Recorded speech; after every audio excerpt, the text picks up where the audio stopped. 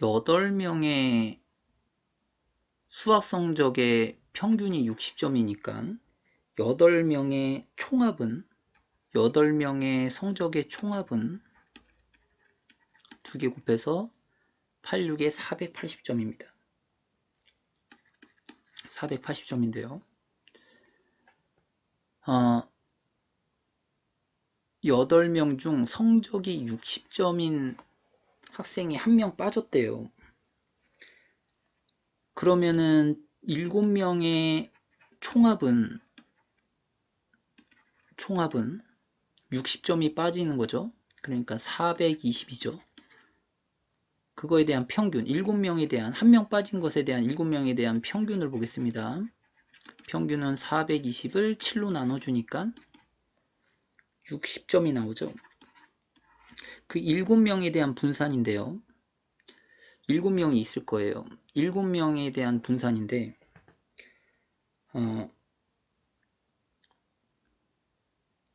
우리가 8명이었을 때는 분산이 14였죠.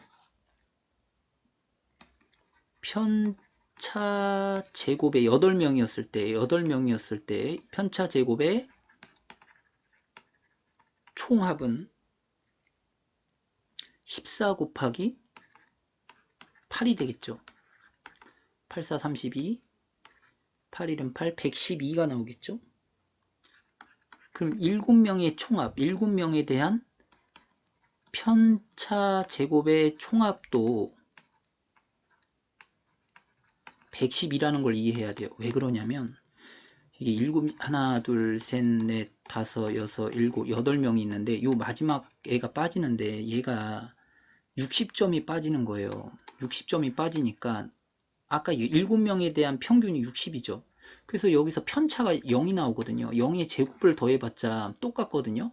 그러니까 그럼 요것에 대한 편차 제곱의 총합이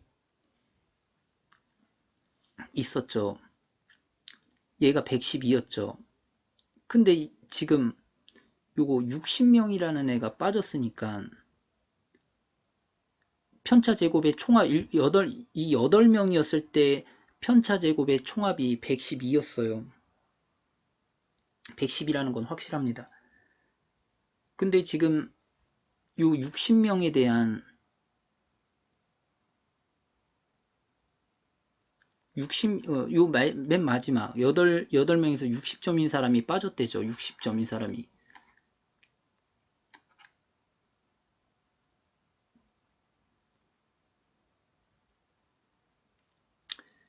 요것도 8명의 평균도 보겠습니다. 8명에 대한 평균부터 먼저 볼게요.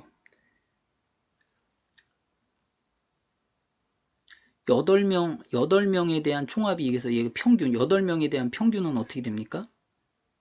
8, 8, 5, 40, 8, 6에 48. 여기도 60점이에요.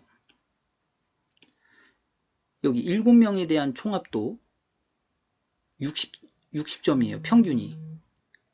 동일하게 60점으로 편차가 동일하게 60으로 나왔을 거라고. 여기도 60 빼고 60 빼고 60 빼고 다 동일하게 8명이었을 때도 60을 빼줘서 편차가 나온 거고 7명이었을 때도 60을 빼줘서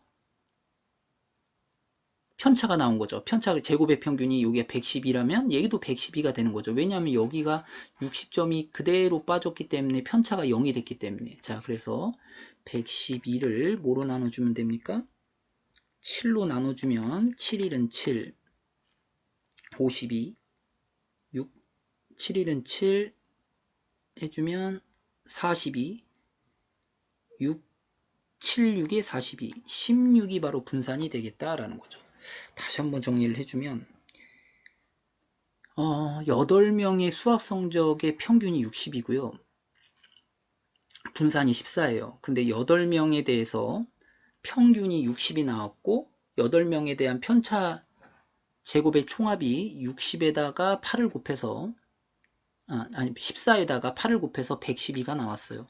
근데 7명을 보면은 7명 이제 60점짜리가 빠졌어요. 평균이 빠진 거예요. 한마디로 평균애가 빠진 거예요. 평균애가 빠졌으니까 평균이 60점짜리가 빠졌어요. 그러면은 얘는 이때 총합에서 60 빼주니까 그대로 60이 되겠죠. 얘도 평균애가 빠졌으니까 7명에 대한 평균은 변함이 없을 거예요. 8명에서의 평균이 60이었고 7명에서도 평균 60이 돼요. 왜? 60점짜리가 빠졌으니까 평균은 그대로 유지되겠죠. 자, 그 다음에 우리가 8명에 대한 편차 제곱의 총합이 112였어요. 그러면 7명에서도 평균이 60이었잖아요. 그러니까 편차 제곱이 총합이 동일할 거라고요. 근데 몇 명이 60점짜리가 빠졌으니까 편차 제곱 0이 빠진 거예요. 그래서 8명에 대한 편차 제곱의 총합이나 7명에 대한 편차 제곱이나 동일하고요. 편차 제곱이 그거를 7로만 나눠주면 7명에 대한 분산이 나오겠습니다. 답은 16.